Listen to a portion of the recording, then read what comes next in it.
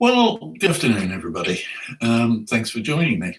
And for those of you who are regular visitors, regular viewers of this weekly slot, apologies for non-appearance last week. I was called at quite short notice, actually, for my first COVID vaccination. So there's an end in sight to the disruption of the past 12 months.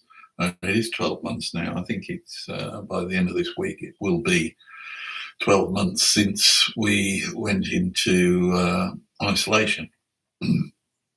So most of us have managed to get through it one way or the other. To be honest, I should probably miss it when it's gone. But what I wanted to talk about last week, I'll talk about this week instead, which was the fact that ITCO, the International Tank Container Organization, has published its annual survey of developments in the tank container fleet over the past year up to the end of 2020. Now, you might think that supply chains being what they were during certainly the early part of the COVID pandemic, that the sector might have struggled. That's not the case, of course. There was a noticeable fall in manufacturing of new tanks, dropped by about 33%, I think, compared to 2019. But of course, most of the tank container manufacturing these days is in China. And although China was the first into lockdown, it was also the first out. So it's not surprising that there would have been some fall in production during probably the second quarter of last year. But more than that, I think the sector had been oversupplied in the previous 2 years. Production was running at extremely high numbers, which wasn't justified by the level of demand from tank operators and users. And a lot of those new tanks that were being put out, I think, largely by the manufacturers looking to protect or increase their market share, and some internal battles within China, I guess, had put out all these tanks, which the leasing companies, because they could see low prices and were enjoying decent levels of demand, picked up. Although, we did hear of stories of new tanks just sitting around waiting for somebody to take them on hire. Those stacks of new tanks, I think, have unwound now. They're mostly in employment. But there has been some action in the leasing sector too. Now, ITCO notes that compared to 2018, 2019, when the leasing companies were expanding their fleets more rapidly than the operators, last year it was a more measured growth, with operators too taking on new tanks. But also some new entrants into the business, in terms of operators anyway, and mostly Asian, including Crossover Tank, which I believe is Chinese owned, although it's headquartered in Singapore, and also Eway, which is a Malaysian company. Both of those two started life a few years ago, several years ago, as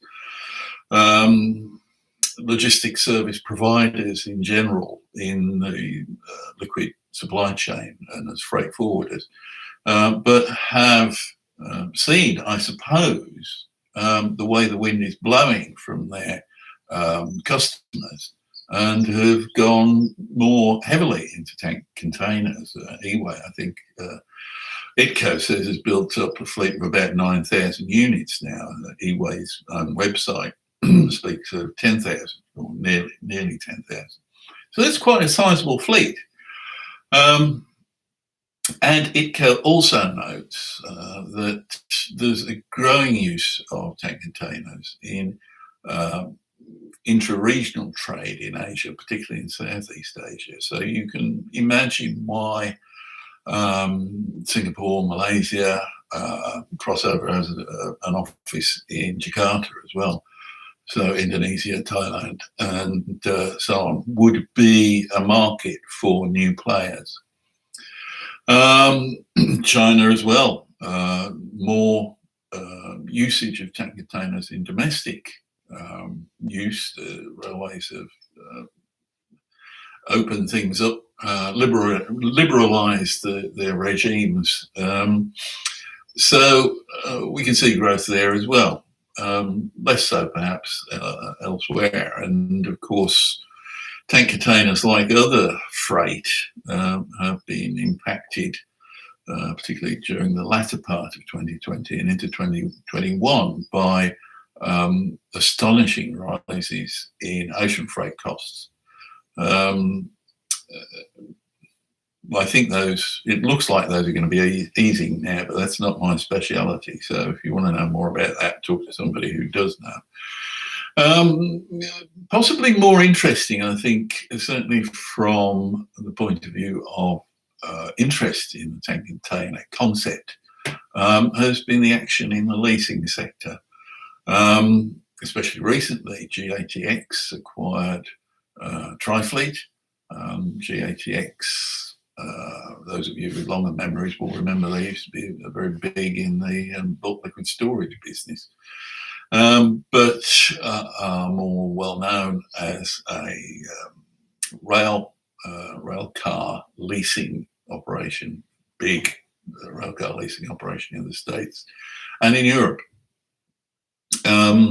Which is interesting, of course, because one of the other big lessors is Euretainer, second biggest, in fact, and along with its sister company, Raffles Lease, both owned by the Hermès Group in France, which again is a big lessor of rail rolling stock, and owned by SNCF, the French railway company. So Trifleet going to GATX, well, apparently they paid good money for it. Peacock as well has been bought by a investment fund, Arcus. I've never heard of them before, but apparently they invest in transportation and energy assets. And said at the time that it sees tank container leasing as a good market for the future. They have confidence in the tank container as a transport mode, transport vehicle of choice. And ITCO is very keen to promote that, the fact that it is comparatively, anyway, environmentally friendly, depending on how you move the things. And obviously, if you go by rail, there's less carbon emissions than if you move by road. End to end, compared to other transport modes, it looks pretty good. And with tanks lasting 20 years or more, after all, the barrel is stainless steel. Unless you get something goes wrong with a chlorinated solvent or something, then it's going to be all right. And it continues to make noise about the comparative position compared to flexi tanks, single-use plastic bags, as they like to regard them. And with every man and his dog coming up with a corporate social responsibility and environmental and social governance policies and so on, excuse me, it's hard to imagine how flexi tanks fit into that promise.